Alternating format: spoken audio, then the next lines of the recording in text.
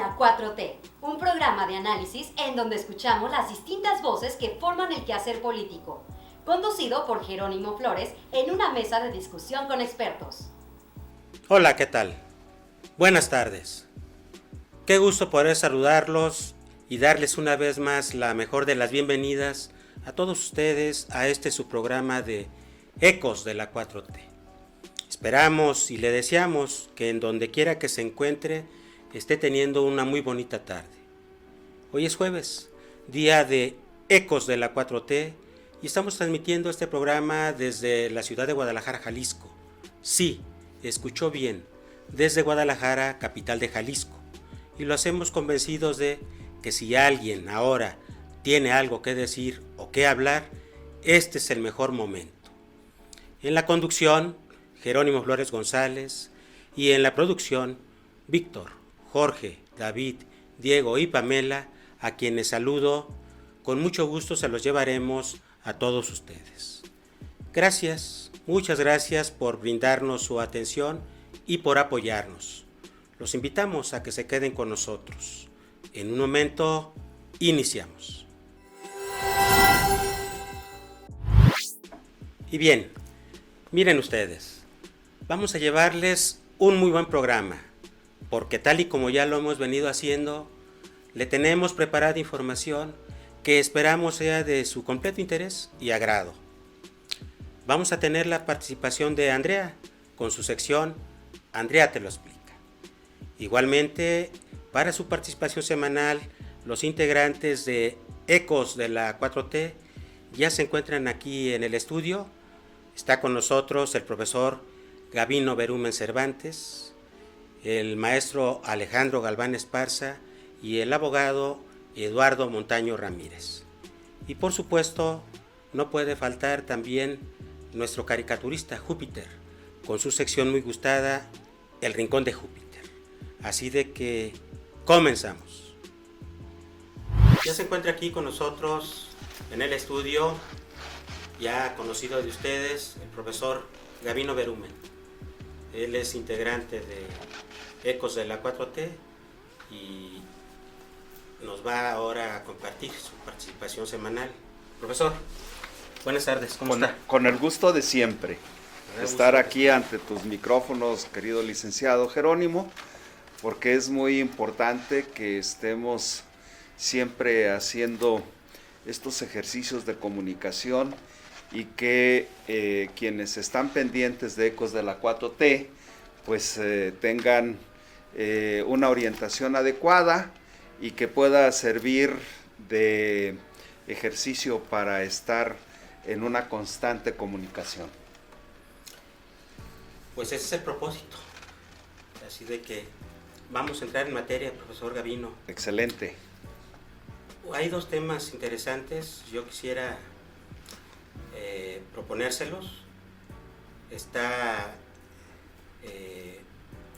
Fue dado a conocer, no recuerdo si antier, por parte del presidente de la República, Andrés Manuel López Obrador, en su conferencia de las mañanas, un nuevo ejercicio con motivo de plantearle a la población su opinión de si las Fuerzas Armadas mantienen hasta el 2028 en el país. Creo que vale la pena comentar este ejercicio. ¿Cómo lo ve usted? Desde luego, toda posibilidad de que haya una democracia participativa es muy significativo para que el gobierno de la República esté orientando sus acciones. Y eso sin duda puede tener varias aristas. Por un lado, quienes estuvieran en una posición de estar en contra de que el secretario de Gobernación asuma ese rol de participar en un ejercicio democrático, pues estarían diciendo que le restaría las facultades al Instituto Nacional Electoral. Pero hemos podido advertir a lo largo de estos años que el INE se ha convertido en una burocracia muy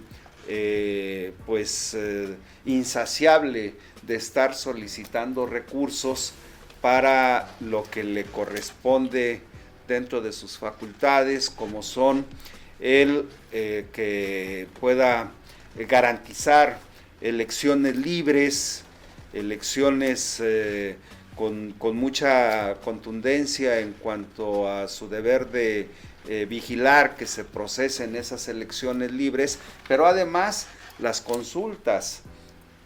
Y si en este caso se le solicitara al INE que hiciera la consulta para este ejercicio, pues estaría requiriendo varios miles de millones de pesos para que pudiera el INE operar. Entonces, para operar esta consulta que simplemente debe de ser con una participación cada vez más significativa de la población, porque nosotros entendemos que la población que está identificada con este proyecto que impulsa el presidente Andrés Manuel López Obrador, pues es una población cada vez más informada, pero sobre todo es una población que está ávida de participar ya en política.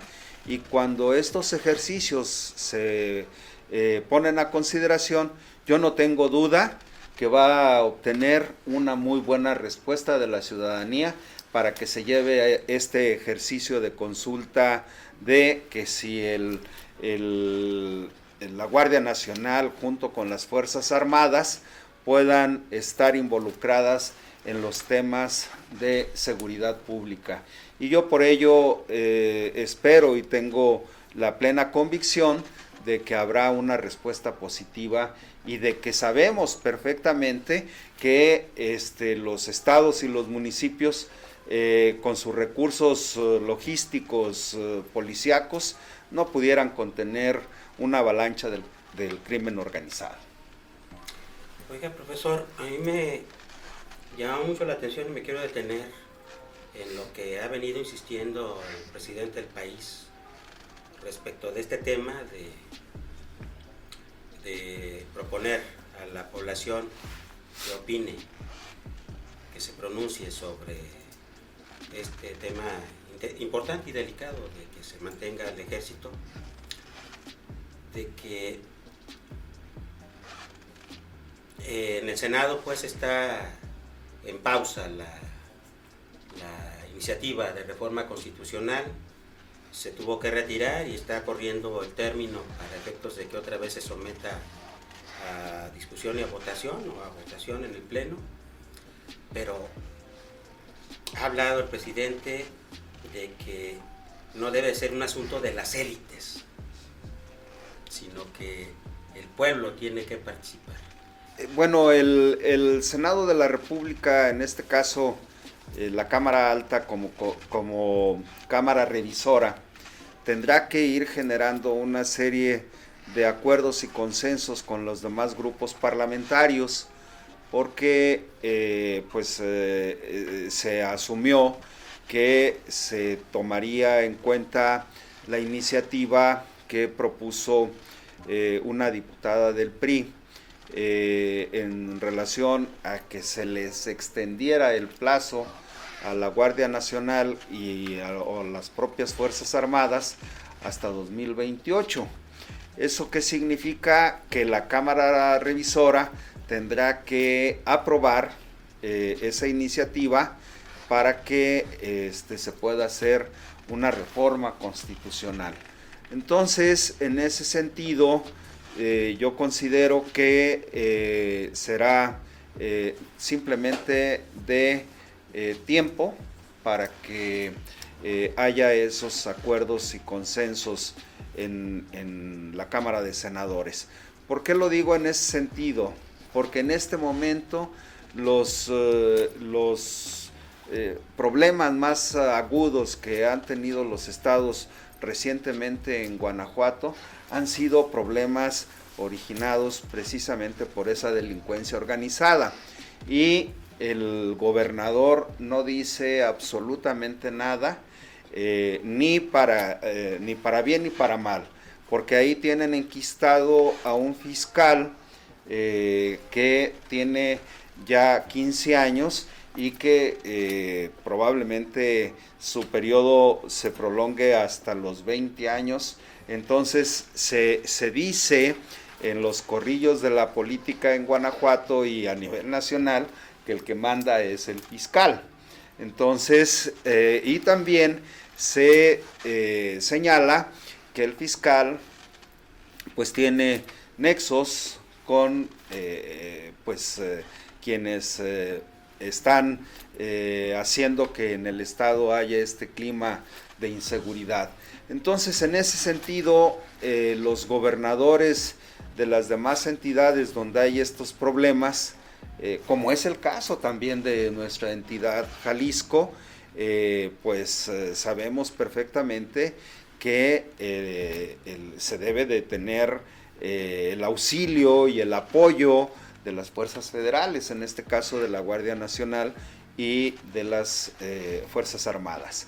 Por lo tanto, creo que será cuestión de tiempo en donde los senadores y las fracciones parlamentarias, yo en este sentido creo que la fracción parlamentaria de Acción Nacional pues va a estar votando en contra. ¿Por qué? Porque ellos están en contra de las decisiones del presidente Andrés Manuel López Obrador, de las propuestas del presidente, y en este sentido también ellos callan que fueron los principales actores para que las Fuerzas Armadas salieran sin ningún marco constitucional en el 2006 y que se prolongó su estadía hasta el 2018, y a partir de este gobierno que encabeza el presidente Andrés Manuel López Obrador, se le quiere dar un marco constitucional para que las Fuerzas Armadas atiendan administrativa y logísticamente y apoyen a la Guardia Nacional en esos rubros.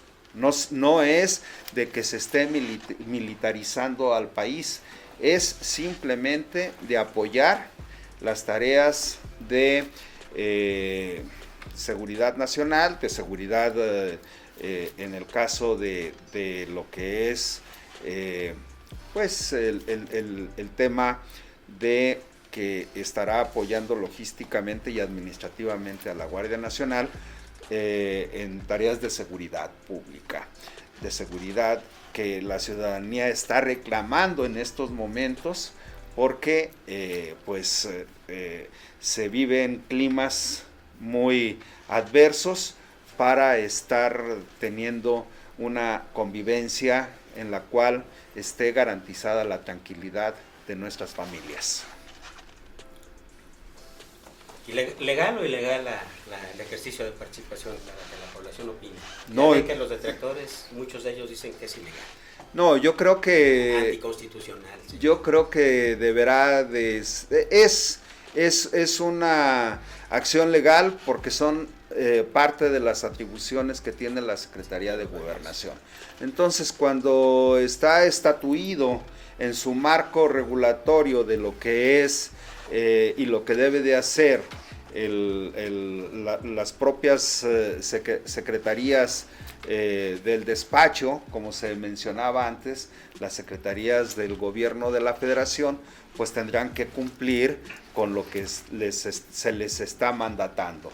Entonces, en ese sentido, creo que va a haber oportunidad de que una vez más entendamos que solamente mediante una democracia participativa es como los gobiernos tendrán que estar haciendo sus acciones gubernamentales. ¿Va el ejercicio popular? Yo siento que sí. Pues ya también transcurrieron 8 años de aquel gravísimo suceso de lo que le sucedió a los estudiantes de la Escuela Rural de Burgos de Ayotzinapa. Y se sigue clamando justicia. Yo sigo pensando que este suceso marca la descomposición social del viejo régimen. ¿Cómo ve usted a 8 años de distancia esta situación de Bueno, la verdad para llegar a la verdad? yo creo que la participación de el subsecretario para los Derechos Humanos, Alejandro Encinas, ha venido cumpliendo eficazmente esta tarea. ¿Por qué? Porque se han involucrado precisamente para que haya una acuciosa investigación, a tal grado de que nosotros hoy podemos ver que se están haciendo acciones tendientes a que se descubra perfectamente esa mal llamada verdad histórica que proclamó quien hoy está teniendo un juicio, como es el ex procurador general de la República, Murillo Karam. Entonces están siendo también investigados pues los mandos militares que en este caso tuvieron pues preeminencia en el mando de estos acontecimientos tan detestables, tan oprobiosos, como fue la desaparición de 43 normalistas de Ayotzinapa. Entonces, en ese sentido, ¿qué es lo que nosotros tenemos que darle seguimiento? Pues que ahora también quien era el comandante de esa guarnición, de ese cuartel, pues está siendo investigado y sujeto a proceso, y está precisamente en la prisión militar del campo militar número 1, y así como él, pues otros más. En ese tiempo era coronel, luego general en retiro, pero esto por lo que se le está enjuiciando no prescribe, tiene que ser tiene que perseguirse de oficio, porque este delito es de lesa humanidad. Entonces pues tienen que ser juzgados y tienen que darse a conocer todo. ¿Qué es lo que está tratando el presidente de desvelar? Pues que se diga la verdad, por más dolorosa que sea. ¿Qué están reclamando los padres de familia? Que se le está diciendo que sus hijos ya no viven, pues que se les diga nada más dónde están, para poder tener paz en sus propias familias, en sus propias conciencias, en sus propios deseos de guardar ese debido luto a sus muertos. Entonces, en ese sentido, pues el gobierno de la República tiene la obligación ineludible de demostrar que efectivamente se dé a conocer esa verdad, pero que además se haga justicia. Para que haya paz, para que haya tranquilidad, debe de haber justicia, y esa justicia solamente se da si se procesan a quienes fueron los responsables. Fuertes presiones, dice el presidente. Sí, claro. ¿Cómo entender que el presidente mismo diga eso? Es que efectivamente lo que se puede colegir de ello es que los mandos castrenses de primer nivel están siendo sujetos a ese escrutinio popular, y al contrario, yo pensaría que si hay esa racionalidad en las fuerzas castrenses, dijeran ellos, pudieran y debieran de decir, sí, efectivamente hubo estos errores en el pasado, pero ya no somos el ejército de los 50, 60, 70 y así subsecuentemente. Hoy este ejército es un ejército que tiene un valor en el sentido estricto de su posición para apoyar a la población, porque no es un ejército injerencista, no es un ejército belicoso contra otras naciones, es un ejército de paz, debe de ser un ejército de paz para que haya tranquilidad, y ellos están obligados a garantizarla. Entonces creo en ese sentido que el ejército debiera poner la muestra en ese sentido, así como son de férreamente, pudiéramos mencionar, organizados, con ese rigor que la propia institución militar les impone, porque yo ahora los militares son de carrera, no son el antiguo ejército emanado de la revolución. Como dice el presidente, sí, es un ejército, es el pueblo vestido investido militarmente para defender a la nación, pero a mí en lo personal, si yo veo circular a un camión del ejército, me da tranquilidad. Si veo circular a las camionetas de la Guardia Nacional, me da tranquilidad. ¿Por qué? Porque ya no es un ejército agresor en contra de la población. Al contrario, está toda vez que su orientación es resguardar al país, también a la población, que tenemos la forma de vivir en sana paz. Entonces yo creo que por ahí le tiene que dar también el ejército su punto de vista al gobierno de la República. Pues muchas gracias por compartirnos en su participación semanal todas estas reflexiones. Gracias. Muy, muy interesantes. Por lo pronto, profesor Gavino. Emplazado gracias. Para la próxima. Por supuesto, aquí lo esperamos. Muchas gracias. Vamos a un corte, regresamos. Una de las preocupaciones a nivel mundial, y que es precisamente la que está causando la crisis mundial, es la energía. Y en este rubro, en su cuarto informe nos explica que se invierte en la rehabilitación de las 6 refinerías del país. La nueva refinería Olmeca en Paraíso, Tabasco, ya está en fase de integración para comenzar a producir. La planta de Deer Park en Texas es ahora propiedad de la nación. 2 sistemas de conquistación están en proceso de construcción en Tula, Hidalgo y Salina Cruz, Oaxaca, cuyo objetivo es disminuir la producción de combustóleo y aumentar el volumen de gasolinas. Esta inversión suma alrededor de $24,000 millones y se realiza sin contratar crédito adicional. Estas acciones permitirán que México sea autosuficiente en gasolinas y diésel en 2023.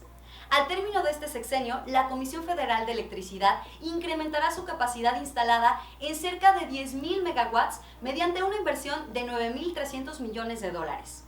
La construcción y modernización de 34 proyectos impulsará la generación de energía limpia con la renovación de equipos de 16 hidroeléctricas y la construcción del parque de energía solar más grande de Latinoamérica, ubicado en Puerto Peñasco, Sonora.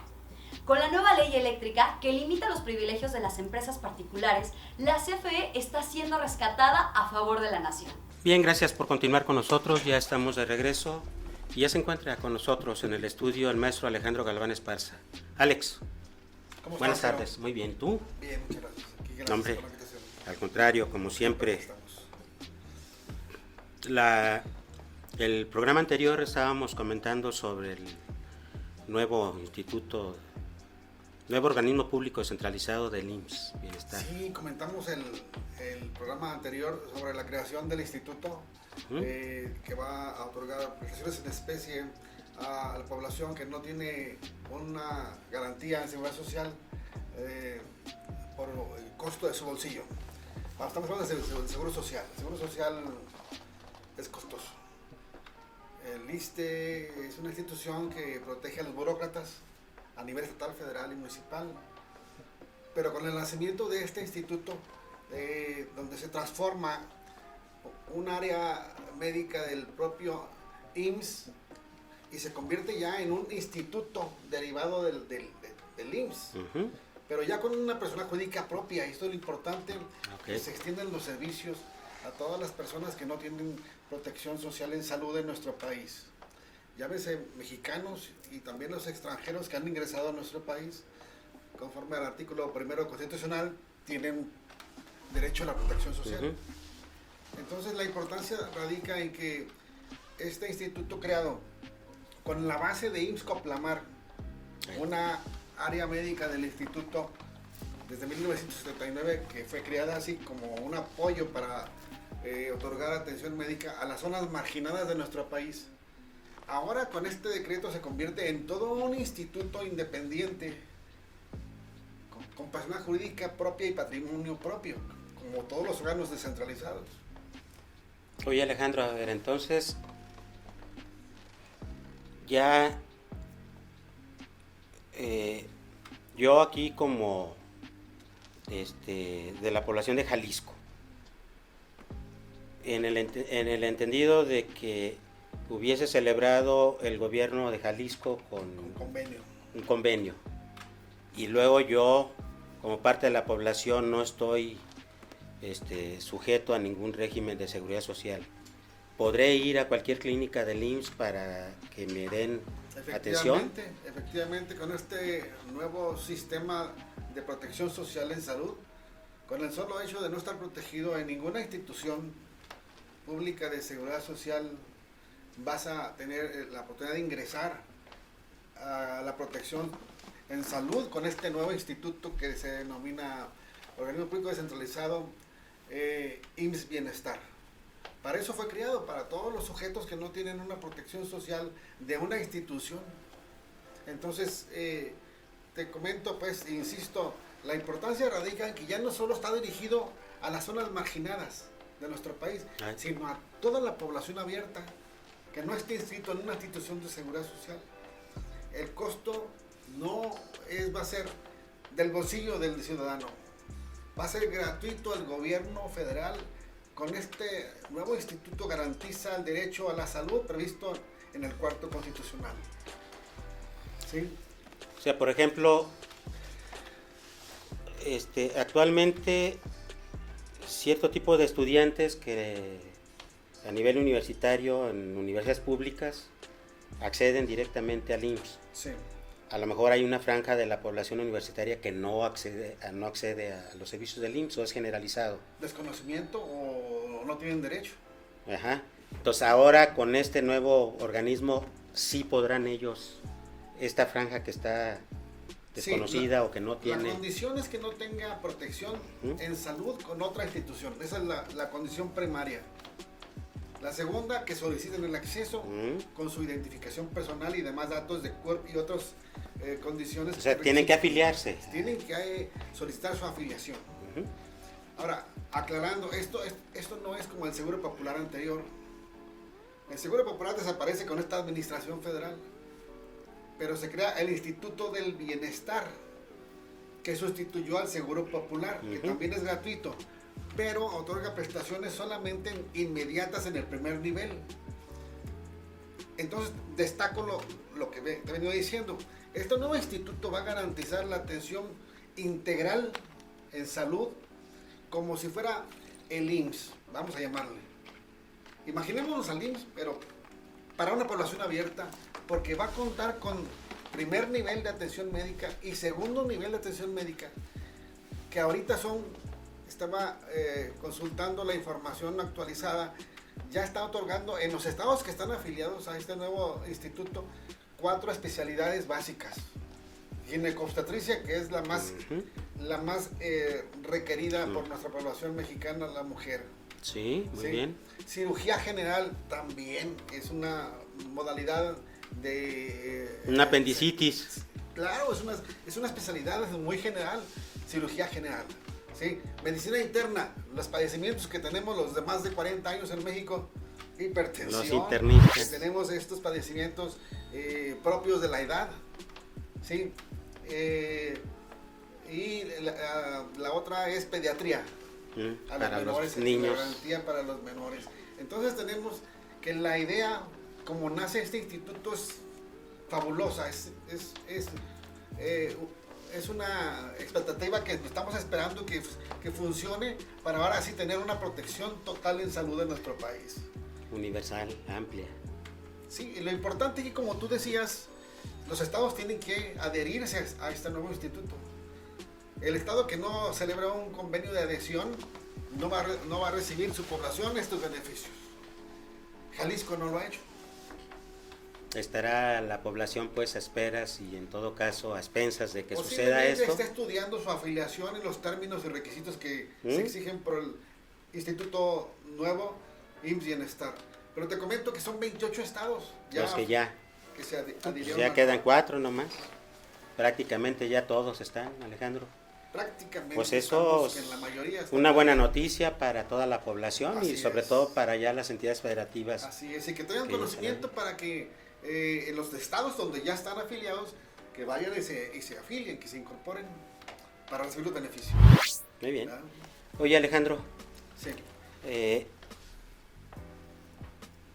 ¿cuál es la base y en todo caso el segmento, la complementación que espera este programa de parte de la población, de parte de la comunidad? La expectativa que se tiene es que todos los estados se adhieran a este nuevo instituto. Hay un complemento importante aquí en este nuevo sistema. Ya no vamos a llamarle programa o área, es todo un sistema de seguridad social que es, junto con el IMSS va a ser el pilar de la atención médica y de salud en nuestro En el país. Pero aquí es importante, conforme al decreto que lo creo el 31 de agosto, se señala dentro del mismo que la importancia también radica en la participación de la comunidad para fomentar programas de salud y tener la atención médica completa.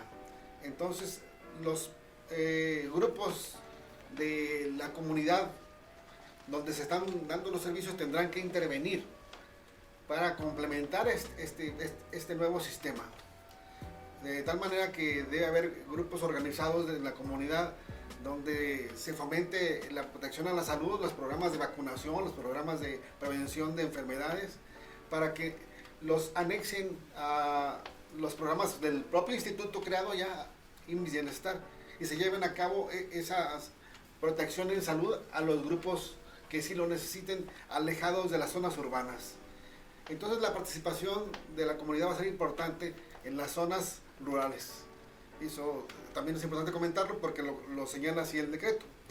Y también otro aspecto que te quiero comentar es que ya en los artículos finales señala el decreto que los empleados del instituto, los operativos del instituto nuevo que se está creando, van a ser contratados por el IMSS del ámbito médico, independientemente de la infraestructura que van a aportar los estados con sus hospitales y clínicas que ya tienen. Para eso es el convenio, para que se incorporen esa infraestructura en materia de atención médica a la salud. Pero el instituto se compromete a aportar el personal. Pero al final yo detecté ahí que hay una inconsistencia jurídica, me parece, ¿Cuál desde es? mi punto de vista. Dice que los empleados del instituto que van a ser contratados para este nuevo sistema de seguridad social van a estar ubicados en el apartado B del 123 constitucional, lo que me parece una aberración jurídica porque todo organismo público descentralizado jurídicamente pertenece al apartado A del 123, donde es aplicable la ley federal del trabajo en forma general y no los aspectos de protección a los burócratas como el apartado B, que son más restringidos y tienen más limitantes. Sí. Sí, el apartado A, conforme la ley federal del trabajo, pues otorga derechos mínimos en forma general muy extensos, tú lo sabes. Y el apartado B tiene un régimen jurídico muy especial, la ley federal de servicios públicos, entonces ahí como que los limita. Me parece que posiblemente habrá una reforma más adelante para subsanar este error jurídico en mi punto de vista, ¿verdad? Pero sería lo que te quería comentar sobre este aspecto. Sí. Porque deteniéndonos en ese aspecto jurídico que dice respecto de los servidores públicos que laborarán ahí o laboran ya, no se establece la norma no establece la justificación del por qué los ubica en el apartado B del 123 constitucional, Alejandro. No se razona, no se motiva, vamos, el nacimiento de esa protección laboral a los trabajadores. Pero ya conocemos pues que no puede estar un decreto sobre la Constitución. Claro. Y a eso agregamos los criterios jurisprudenciales de la Corte que determinan que no se pueden limitar los derechos de los trabajadores de los organismos públicos descentralizados a normas generales o decretos.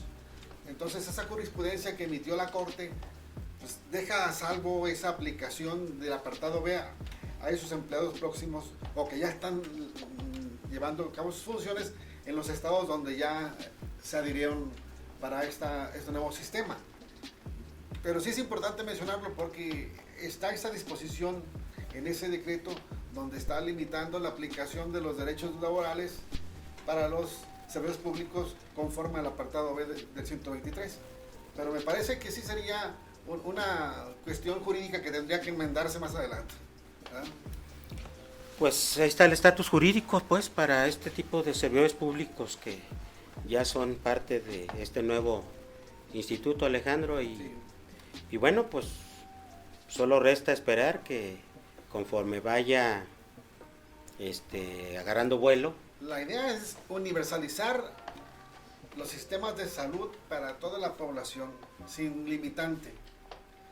Y ese concepto de universalización de la seguridad social, con este nuevo sistema se está dando. Se va a requerir de mucho presupuesto. Fíjate que es loable esta nueva institución creada, precisamente por eso, porque ningún gobierno anterior le quiso invertir en universalizar la atención médica para las personas que no están protegidas en salud. Ninguno lo quiso hacer. Porque estamos hablando de que son...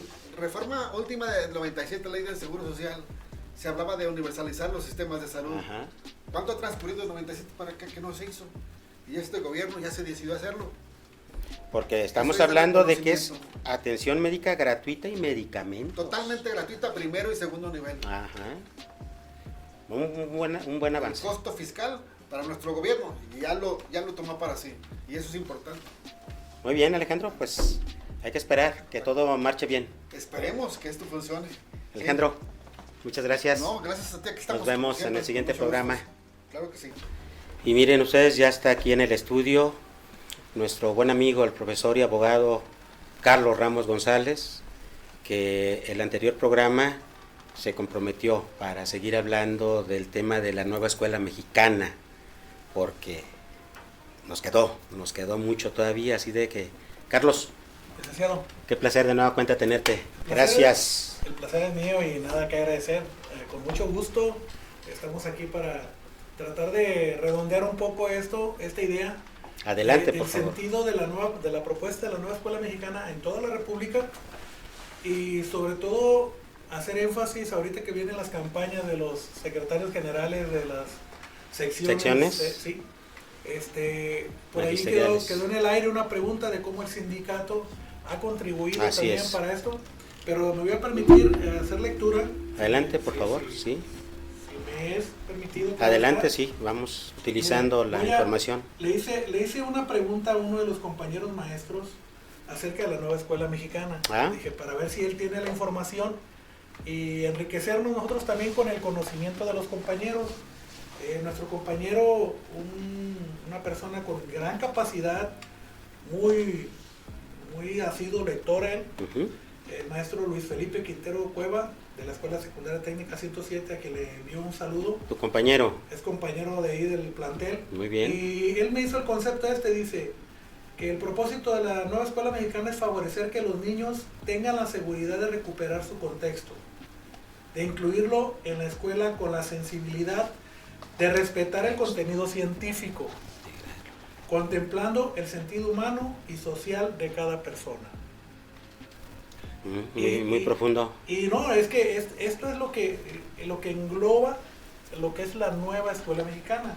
Entonces me permití también traer lo que dice Luis Ángel Vázquez Claudio, que él es psicólogo, él tiene una preparación en gestión educativa, en inteligencia emocional, y es jefe del departamento técnico de la Autoridad Federal Educativa en la Ciudad de México. Okay. ¿Sí? Repito el nombre, Luis Ángel Vázquez Claudio. Que dice que la nueva escuela mexicana tiene como propósito implementar con el fin de revalorizar y reposicionar en el tejido social a los maestros y las maestras de México. ¿Sí? Entonces, esos conceptos a mí se me hicieron muy pertinentes, sí, que lo trajera el día de hoy. Mira, complementamos la primera que nos dice tu compañero maestro. Ajá. Y esta que nos dice el funcionario de la Autoridad Educativa de la Ciudad de México. Así es. Y se complementan porque la primera es global y y la segunda está más dirigida a que recuperen el papel los maestros. Exactamente, y era el punto que a mí me interesaba mucho retomar, licenciado, con usted. Precisamente adelante, por esto, si nos vamos un poquito a hacer historia con la reforma educativa de Enrique Peña Nieto, ¿sí? Se dio a la tarea, la denigración de la figura del maestro en la sociedad. Inclusive por ahí Carlos Loret de Mola sacó una película ahí que hasta los maestros nos regalaban la entrada a los cines para que nos diéramos cuenta de cómo se hizo burla. La película se llamó De Panzazo, ¿sí? Y fue una película que atacó realmente la figura del maestro. Y la educación pública, y la educación pública. No la vi, no la he visto.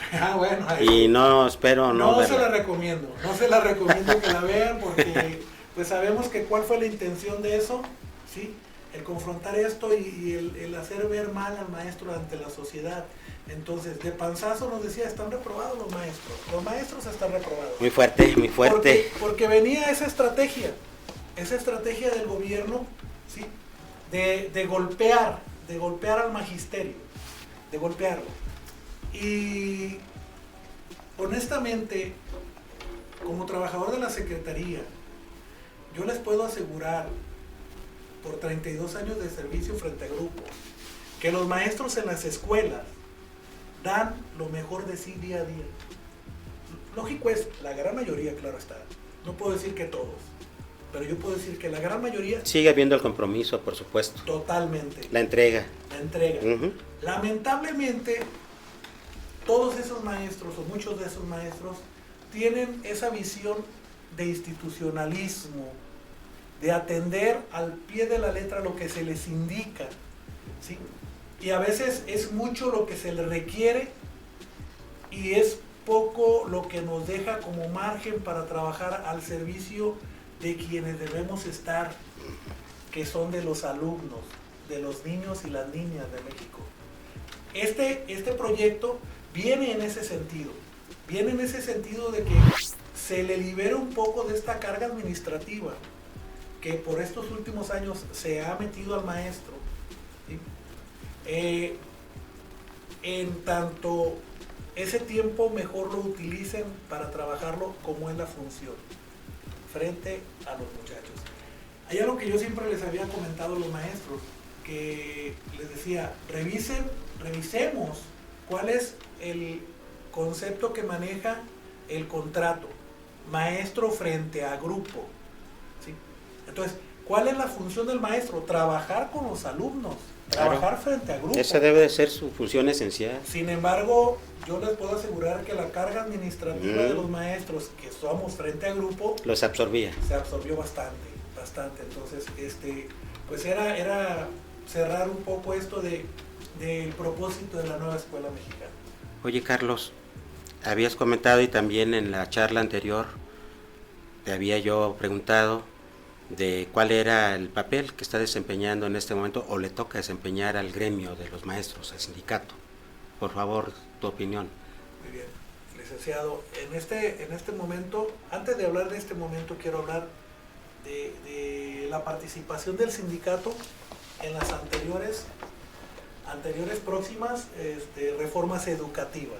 Okay. Y luego reformas educativas porque lamentablemente muchas de esas reformas lo que menos tenían eran educativas. Adelante.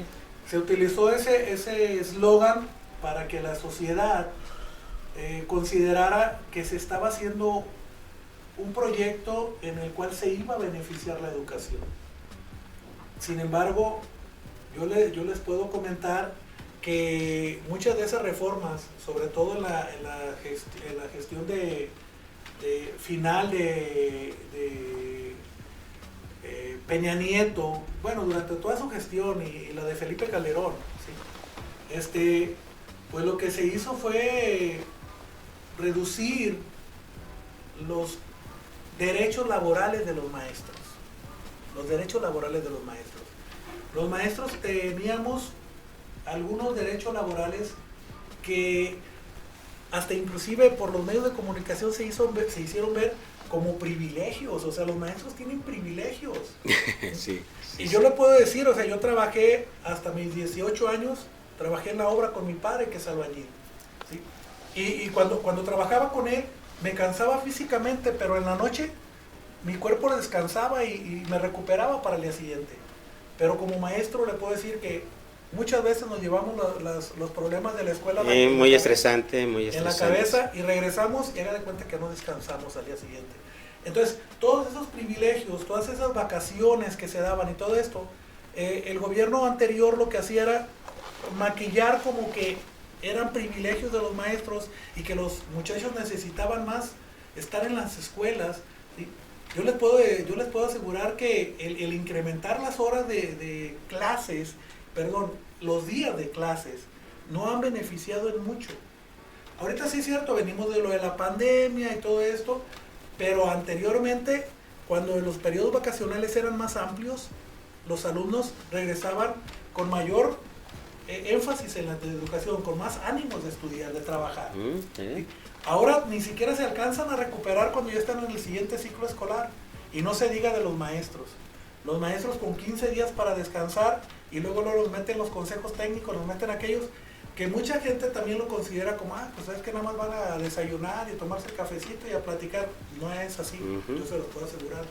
Y nuevamente me permito, ahora sí, meterme a lo que es, lo que dijo nuestro secretario general. Nuestro secretario general del sindicato. A nivel nacional, del Sindicato CENTE. Nacional de Trabajadores de la Educación, Alfonso Cepeda Salas, Sí. ¿sí? Que nos dijo lo siguiente. Dice que con la nueva escuela mexicana se pretende que las escuelas vuelvan a ser el centro de desarrollo individual y colectivo, que potencien el desarrollo nacional con justicia, bienestar e inclusión. Unas palabras muy bonitas. Anteriormente los secretarios de educación a nivel nacional, si los conocemos, la maestra Esther Gordillo, que ya aparece nuevamente en pantalla, La teacher. que yo les digo, cuidado maestros, no caigamos en el error de confiar nuevamente. El zorro puede cambiar de piel, pero nunca de mañas, pero bueno, esta es otra historia. Y voy a empatarlo con lo que dijo el secretario nacional de Educación, Esteban Moctezuma Barragán. Que era el que cuando inició el gobierno actual. Exactamente. Y cómo nos aplaude o nos echa flores a los maestros respecto al sindicato, que dice, aplaudimos cómo aquí se ha escuchado los esfuerzos del sindicato por ratificar su compromiso con una educación humanista, inclusiva, con perspectiva de género, intercultural, científica y de excelencia, una educación integral. O sea, esto nos deja así como que ahí está la nueva escuela mexicana. Ahí cabe todo. Ahí cabe todo y ahí está más que explícito todo esto. Yo nada más, aquí dice él, también al final dice el mismo secretario de Educación, que es un honor trabajar con nuestros maestros y maestras porque tenemos un magisterio experimentado, estudioso, sobre todo comprometido con su tarea. Totalmente de acuerdo con él, porque todavía lo digo y lo remarco, todavía tenemos una plantilla todavía quedamos muchos maestros experimentados.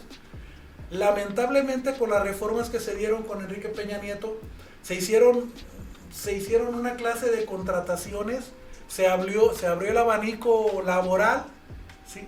Entonces lo que ocurrió fue que muchos profesionistas que no tenían carrera dos de maestros, ¿sí? Normalistas, entraron al sistema a estudiar porque se abrió lo que era la currícula para poder ingresar como maestro. Y bueno, esto desde mi punto de vista, con todo respeto para los profesionales, ¿sí? Que son todos y cada uno que estudiaron alguna licenciatura, alguna ingeniería, pues lamentablemente ellos estudiaron para ser ingenieros o para ser abogados, no para ser maestros. Entonces nada más pues reconocer que hacen su mejor esfuerzo muchos de ellos, que le echan ganas. Yo conozco a varios, son mis amigos, pero ahora sí, como dicen, zapatero a tus zapatos. Oye, Carlos, entonces, aquí en Jalisco, ¿cómo se ha ido abriendo espacio, campo, la implementación de este tipo del programa de la escuela mexicana, de la nueva escuela mexicana? ¿Qué puedes platicar? A ver, tu experiencia. ¿Cómo están las cosas? Lamentablemente aquí en Jalisco sigue en vigor lo que es el programa Recrea, implementado por el gobierno del estado, y que ha representado una gran ganancia para el gobierno del estado. Lo personal, he platicado con muchos compañeros, algunos sí han comentado de las bondades de lo que Recrea. La gran mayoría me han dicho que es mucho trabajo para el maestro y pocos resultados en cuanto a el aprovechamiento de los alumnos, de los estudiantes, ¿sí? Entonces, para mí, lo que yo he alcanzado a percibir, inclusive en mi función en formación continua, que también se disminuyó mucho la inquietud que tenían los maestros por capacitarse también. Hay un desánimo de los maestros de capacitarse porque no se está dando esa prioridad que es el capacítate, prepárate bien y que tus alumnos sigan aprovechando, ¿no? Sino que se da como, si haces esto y presentas esto, te doy tantos puntos para que puedas acceder a esto. O sea, incentivos económicos. En una situación más que económicos, como que para que puedas participar acá, te damos una constancia ahora sí puedes participar, aquí está la constancia. Uh-huh. Entonces, como se le retiró también esa clase de validez a formación continua en Jalisco, pues muchos maestros se retiraron un tanto de formación continua. Está UCICAM, que está brindando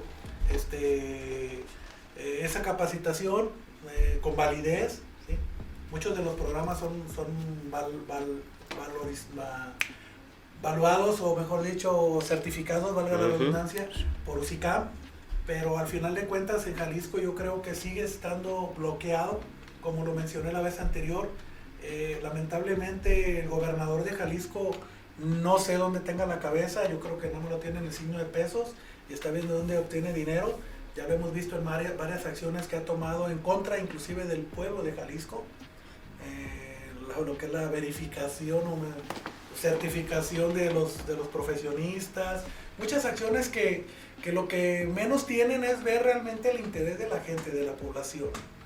Entonces, si es un proyecto nacional en el cual el secretario de Educación Nacional y el representante del Sindicato Nacional dicen es un buen proyecto para los jóvenes, para los niños, para los adolescentes, pues vamos abriendo esto, vamos abriendo escuelas piloto, no hay problema. Como les decía la vez anterior, en lo personal desconozco cuántas o dónde están las escuelas piloto en Jalisco. Puede que sí las existan, o en papel quizá. Entonces en la secundaria donde tú impartes clases, se está trabajando de la misma manera con lo que es el programa Recrea. Con Recrea. Es correcto. Aunque ahí pues los maestros también hay que ser bien honestos en esto, tenemos también la autonomía de cómo trabajamos nuestra gestión frente al grupo y siempre cumpliendo con la currícula que nos marcan ellos, pero nuestro trabajo pues es en nuestra aula y con nuestros alumnos. Oye, Carlos, permíteme, ya aprovechando también el viaje, ahora con esto del problema de la contingencia sanitaria, la pandemia, ¿qué balance tienes? Yo sigo pensando que hay generaciones perdidas y pues se ha estado viendo mucha deserción y bueno, ¿qué hay que hacer para recuperar este tiempo perdido? precisamente yo le veo esa gran bondad que tiene lo que es la nueva escuela mexicana, en ese sentido. Yo creo que nuestro presidente y las autoridades educativas tuvieron ese grande acierto porque dijeron, a ver, los niños, los jóvenes están retirados de este trato entre iguales. No es lo mismo trabajar en una máquina y decir presente a estar ahí en el grupo y decir presente. Entonces, el ciclo anterior sí se notó fuertemente, sobre todo en los grupos de tercer año de secundaria, que eran los que vivieron prácticamente secundaria en aislamiento, ¿sí? Pero por ejemplo ya vienen estos jóvenes que ya estuvieron terminando el ciclo escolar, ya vienen a tercero, y los que vienen de primero, pues como que ya vienen un poquito más agarrados, enganchados en cuanto al trabajo esto. Lo digo en secundaria. Claro. Yo creo que en primaria, pues va a ser del siguiente año en adelante donde se va a ver que van a empezar a caminar nuevamente.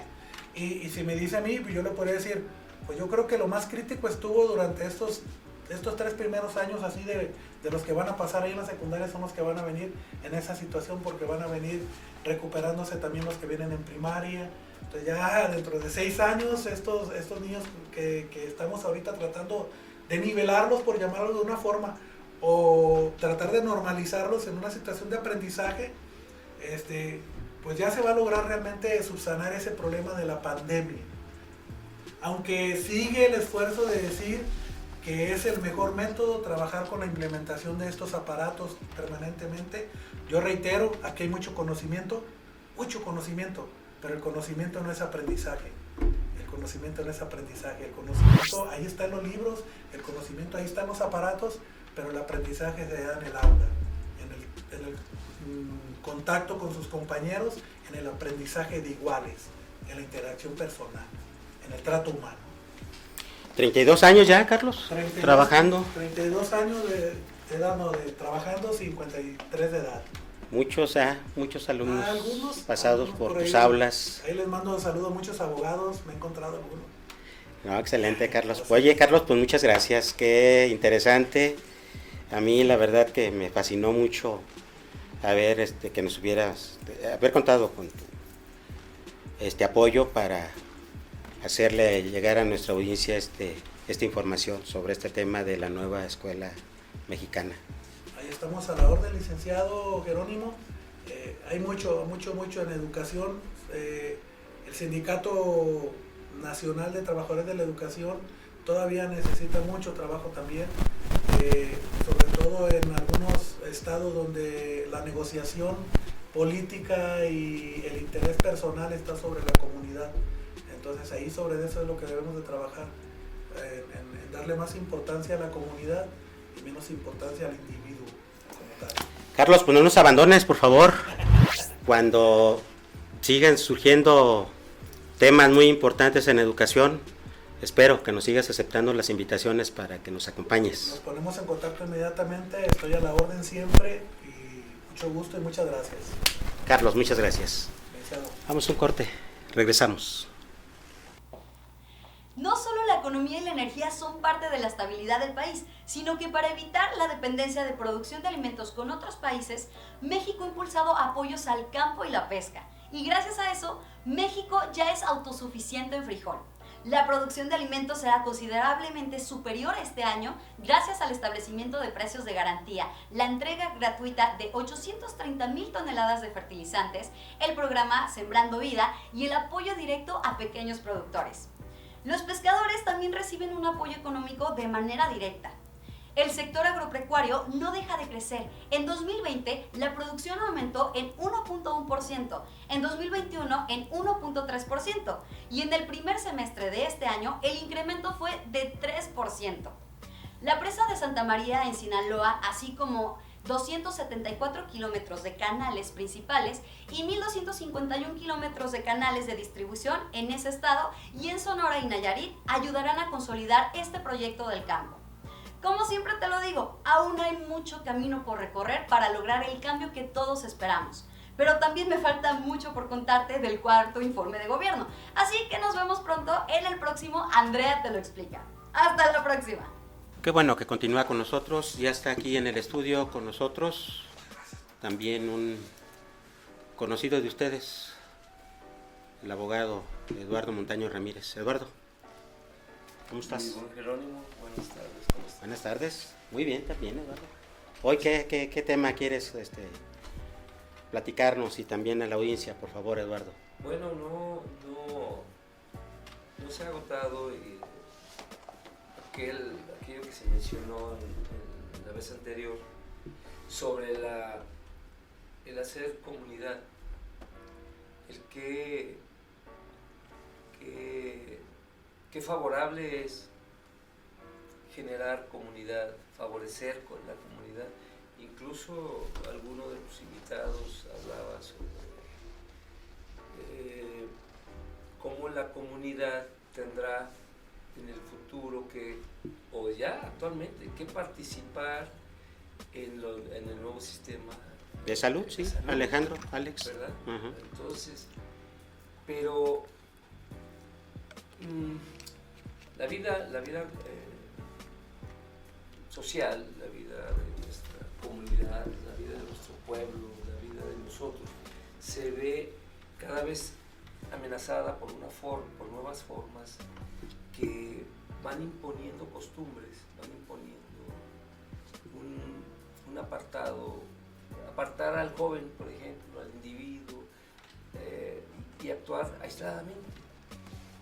En su vida privada es generalmente una persona aislada, ¿no? Que está frente a una televisión, que está frente a un aparato electrónico, que está viendo por su cuenta una película. En cualquier casa se ve, es muy recurrente esas imágenes en que, por ejemplo, el joven, incluso a veces ha sucedido en mi casa, mi hijo está en un aparato viendo un programa de televisión, mi hija está haciendo otra cosa con lo mismo, y cada uno dispersamente está actuando. Entonces empieza desde el mismo hogar, actuando. Ya no se hacen las actividades en común, en familia, como a nosotros nos enseñaron. Íbamos al parque, íbamos incluso a la escuela, nos llevábamos los papás, estábamos todos juntos. Ahora cada vez se pierde más. Las fiestas, las actividades, la vida comunitaria se va perdiendo, va transformándose, y poco a poco se empobrece la relación del vecinal, la relación de los mismos estudiantes entre sí, la relación misma de familiar con el resto de tus parientes. Por ejemplo, y lo pongo de ejemplo, en las universidades. En la universidad, por ejemplo, ahora hay muchos jóvenes de una sola generación que corresponden a un calendario escolar que no se conocen. No sé si todavía sigue habiendo presidente de generación, pero cuando nosotros salimos, cuando nosotros estuvimos, hubo la posibilidad de conocernos todos y que todos conocieran a los que se proponían como posibles representantes de una sociedad, una asociación o una sociedad de alumnos, y podían participar y enfrentarse, contender, polemizar, etc. Y eso hacía vida estudiantil. Ahora, claro, todo va transformándose, sin embargo, la relación humana se va perdiendo. Oye, Eduardo, fíjate que se suele decir respecto del pueblo mexicano que somos muy solidarios, y creo que en mucho de lo que tú ahorita nos has comentado, esta situación de la solidaridad pues era fundamental. ¿Adviertes tú ausencia ya de esta solidaridad actualmente en la sociedad, en el pueblo mexicano? Bueno, como tal existe, pero se modifica en muchos casos y es muy relativa. Solidaridad, primero, ¿qué es la solidaridad? Hacer solidario, emparejarse, sentir lo que el otro, o compartir lo que se siente con el otro, o ayudar, o ser ayudado por otro, ¿no? Porque porque a veces nomás pensamos en que nosotros podríamos o no ayudar a otros, pero muchas de las veces necesitamos ser ayudados nosotros mismos. Entonces, yo creo que sí, mira, el compañero que me antecedió, Carlos. maneja la educación, los grupos, ¿verdad? Pero en realidad el joven, el estudiante, es educado, sí, es educado por la escuela, por la enseñanza que recibe en la familia, por su colonia, por su comunidad, pero también es educado, y suena absurdo, pero por las películas, los videos, toda esa información que va llegando.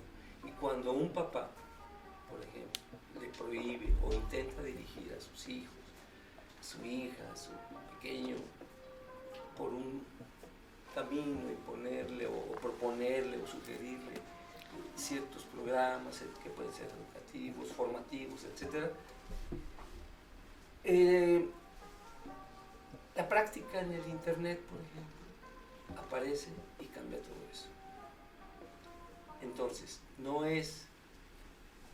deja de ser un ámbito meramente escolar, o meramente familiar, o meramente comunitario.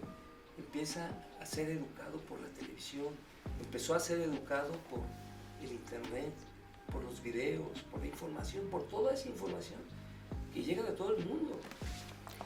Eduardo, ¿en dónde encuentras tú de nueva cuenta elementos, puntos que nos permitan de nueva cuenta retomar esa vida comunitaria?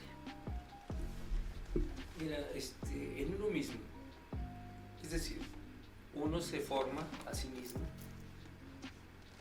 y se impone o se va dirigiendo su vida, su actividad cotidiana a ciertas actividades.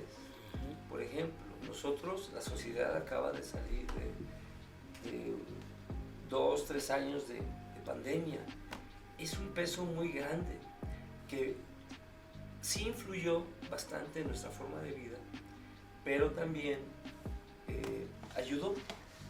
Por un lado, perjudicó porque nos aisló en algunos aspectos, pero también hizo que las relaciones, que cierto tipo de relaciones se fueran fortaleciendo, las relaciones familiares, las relaciones a veces de pareja, y a veces se volvían todo lo contrario, ¿no?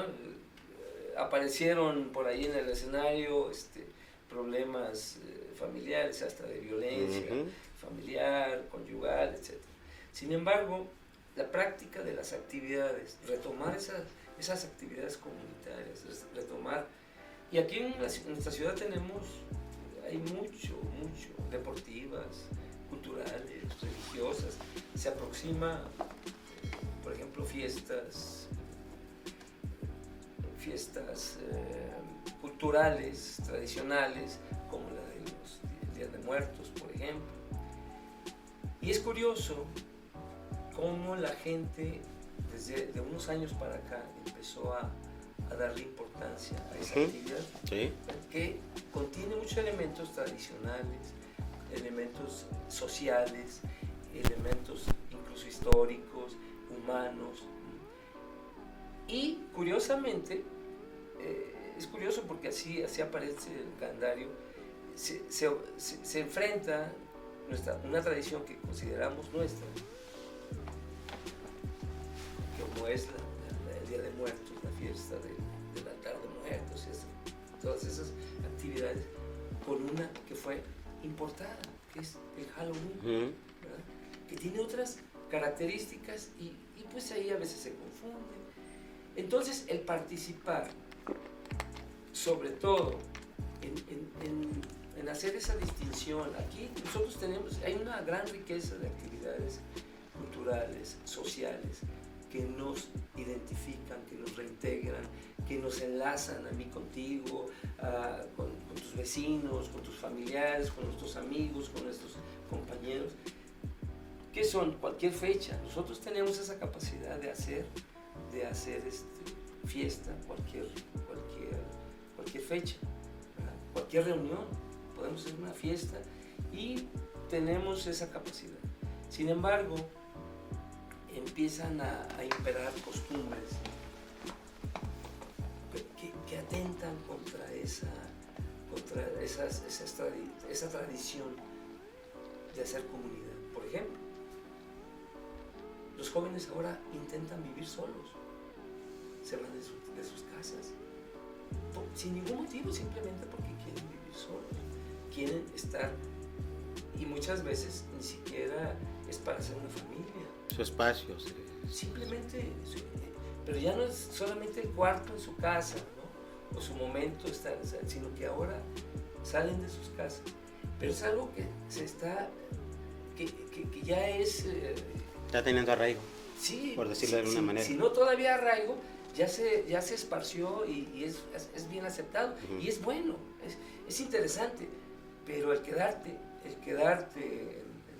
en ese espacio, pues te hace perder comunidad, porque cada vez, cuando mucho, vas a compartir con alguna amiga, con algún amigo, tu pareja, etc.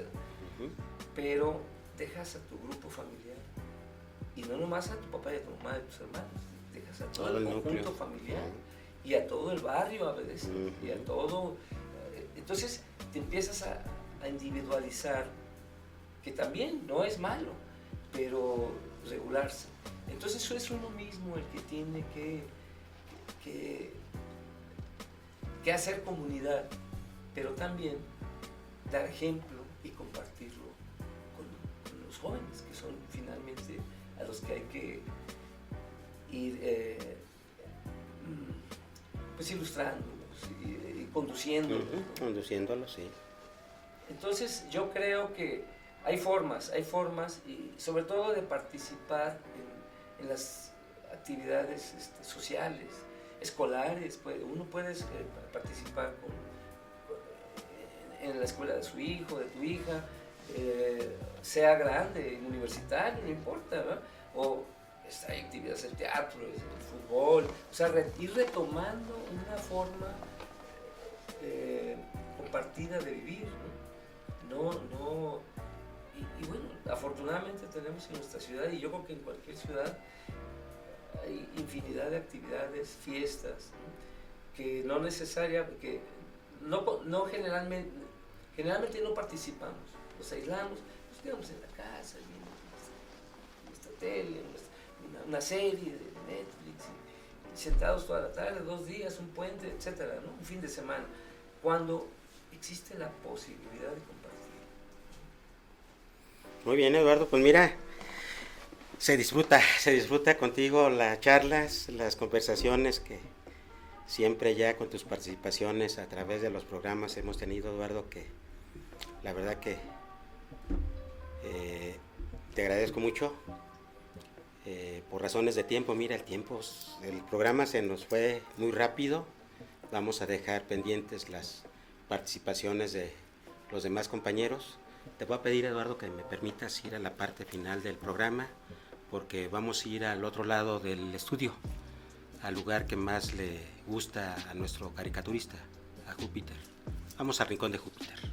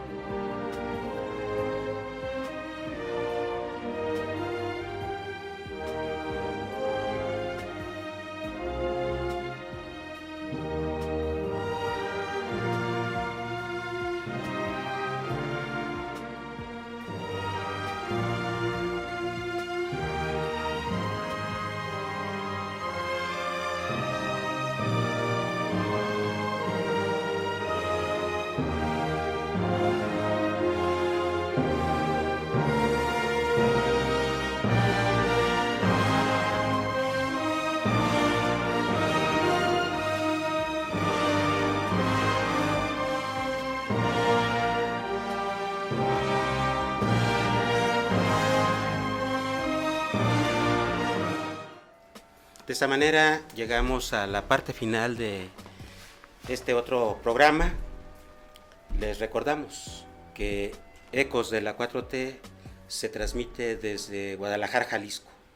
Sí, escuchó usted bien, desde Guadalajara, capital de Jalisco. Eduardo, gracias. Los esperamos para el próximo programa.